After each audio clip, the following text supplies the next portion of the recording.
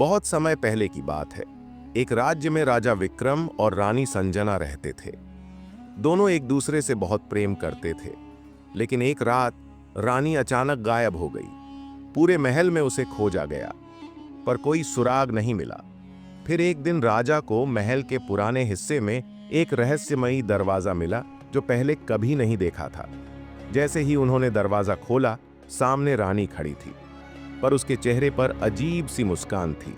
राजा ने पूछा, तुम यहां कैसे आई?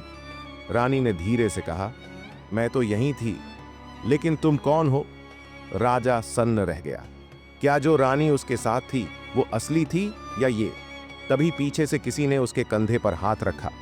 राजा ने घबराकर पीछे देखा। एक बूढ़ा साधु खड़ा था, जिसकी आंखों में रहस्य झलक रहा था। साधु ने कहा, राजन, यह रानी असली नहीं, यह उस शापित दरवाजे का जादू है। असली रानी को बचाना है तो समय कम है। राजा ने हिम्मत जुटाकर पूछा, तो असली रानी कहाँ है? साधु ने इशारा किया। दरवाजे के भीतर एक सीढ़ी थी, जो अंधेरे में गहरी उतर रही थी। राजा ने तलवार संभाली और अंदर बढ़ गया। नीचे एक विशाल कक्ष था, जहां एक जादूगर रानी को जंजीरों से बांध कर बैठा था।